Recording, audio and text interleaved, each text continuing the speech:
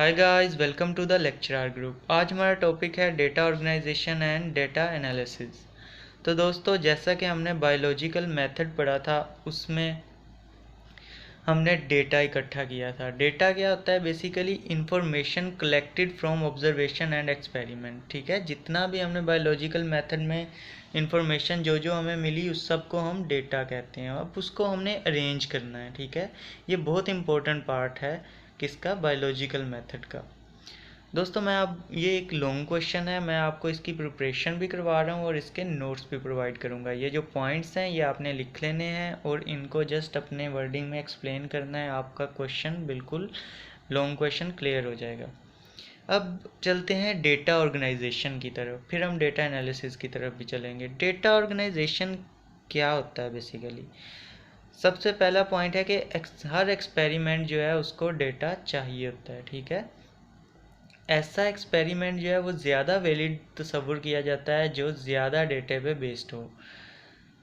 और एक्सपेरिमेंट को डेटा क्यों चाहिए होता है? आपको पता है, एक्सपेरिमेंट जो हम करते हैं वो हमेशा हाइपोथेसिस पे बेस्ड करता है। हाइपोथेसिस को हम टेस्ट करते हैं हमेशा। तो हाइपोथेसिस बनाने के लिए और इसे टेस्टेशन करने के लिए डेटा चाहिए होता है। और हर गुड एक्सपेरिमेंट यानी कि अच्छा एक्सपेरिमेंट या वैलिड एक्सपेरिमेंट वो कहलाता है जो ज़्यादा बड़े साइज़ के डेटा पे अप्लाई किया गया हो। ठीक है, अगर आपने 10 लोगों से कोई इन्फॉर्मेशन लेके अपना एक्सपेरिमेंट किया है तो वो इतना वैलिड नहीं समझा जाएगा। वही अगर आपने 100-200 बंदों से इन्फॉर्मेशन लेके अपना एक्सपेरिमेंट किया है तो उसको ज़्यादा अहमियत हासिल होगी। तो डेटा जो है हम उसको ऑर्गेनाइज़ कैसे कर सकते हैं? ऑर्गेनाइज़ वो डिफरेंट तरीक़ों से हो सकता है। हम उसको जो है ग्राफ बना के रिप्रेजेंट कर सकते हैं, हम उसको जो है टेबल्स में रिप्रेजेंट कर सकते हैं, डायाग्राम्स में रिप्रेजेंट कर सकते हैं, फ्लो चार्ट जो है उनमें भी रिप्रेजेंट कर सकते हैं।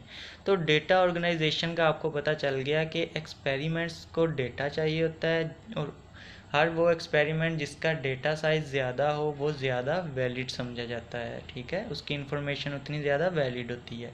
और डेटा जो है उसको हम ऑर्गेनाइज़ कैसे करते हैं? डिफरेंट फॉर्म्स में, लाइक ग्राफ बना लेते हैं, टेबल्स, डायग्राम, फ्लो शीट वगैरह, इस तरह की चीज़ों में हम डेटा ऑर्गेनाइज़ करते हैं। अब है डेटा एनालिसिस। अब हमारे पास डेटा आ गया है तो उसको एनालिसिस कैसे करते हैं? एनालिसिस है क्या? बेसिकली डेटा एनालिसिस प्रोसेस है अप्लाई करने का क्या? Statistical technique. स्टैटिस्टिक जो है वो मैथ की एक जो है वो फॉर्म है। ठीक है, उसकी टेक्निक्स को हमने अगर डेटा पे लगाएं और डेटा को उसके थ्रू अगर हम डिस्क्राइब और एवेल्यूएट करें तो उसको हम कहते हैं डेटा एनालिसिस। होता क्या है बेसिकली? डेटा एनालिसिस में हम यहाँ दो चीज़ें पढ़ेंगे, एक है रेशो और एक है रेशियो और दूसरी है प्रोपोर्शन। ठीक है, सबसे पहले हम रेशियो को लेके चलते हैं कि रेशियो क्या होती है।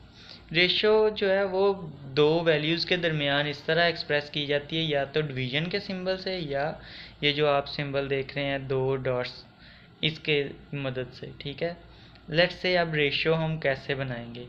रेशियो इस तरह निकलती है कि 50 पेशेंट जो थे वो और 150 हेल्दी पीपल, इन दोनों के दरमियान क्या रेशो होगी? 50 पेशेंट और 150 हेल्दी पीपल के 50 जो हैं वो पेशेंट हैं और 150 जो हैं वो हेल्दी हैं। तो उनके दरमियान रेशो कैसे निकालेंगे? हम लिखेंगे 50 रेशो, ये सिंबल है रेशो का, 150। अब इन दोनों को ऐसी वैल्यू पे डिवाइड कर देंगे, यानी 50 पे दोनों डिवाइड हो जाती हैं तो छोटी वैल्यू से हम अक्सर डिवाइड कर देते हैं। 51 ज़र 50 और 53 ज़र 150। तो इन दोनों में रेशियो आई है 1:3, यानी कि पेशेंट जो हैं उनसे हेल्दी लोगों की तादाद 3 गुना ज़्यादा है। ठीक है, इसी तरह आप डिफरेंट चीज़ों में रेशियो निकाल सकते हैं, जैसे घर के मेंबर्स में कि 18 ईयर से ज़्यादा कितनों की उम्र है और कम कितनों की उम्र है। ठीक है, तो वो आपको रेशियो मिल जाएगी। अब हम चलते हैं प्रोपोर्शन की तरफ। दूसरी हमारा जो हमने ऑपरेशन करना है वो है प्रोपोर्शन। प्रोपोर्शन क्या है? प्रोपोर्शन जो है वो इक्वालिटी है। ठीक है। साइन ऑफ इक्वालिटी है बिटवीन टू रेशोज़, ठीक है। रेशोज़ मैंने अभी आपको बताया, उन दोनों के दरमियान अगर हम इक्वालिटी डाल दें तो वो प्रोपोर्शन कहलाता है।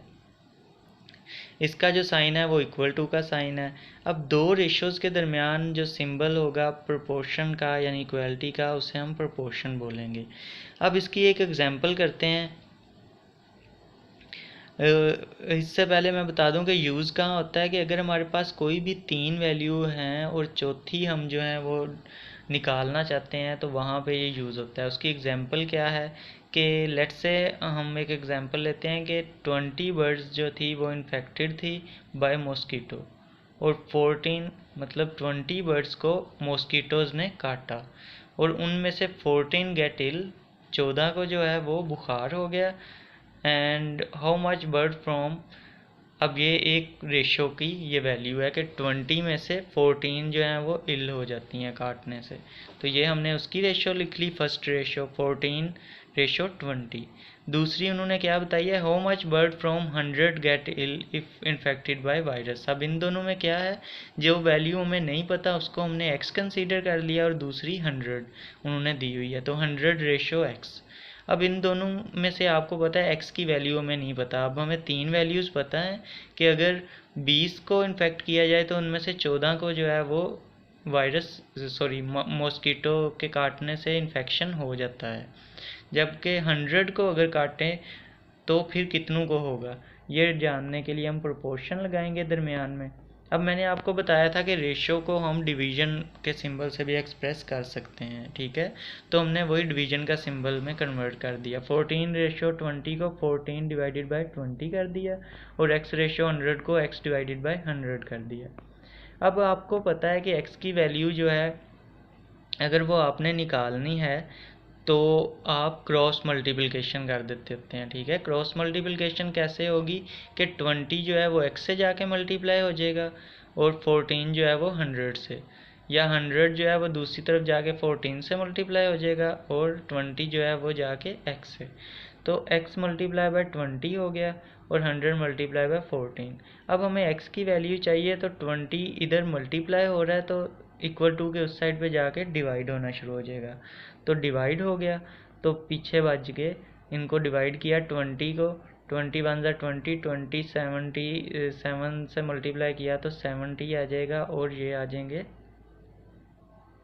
70, ठीक है।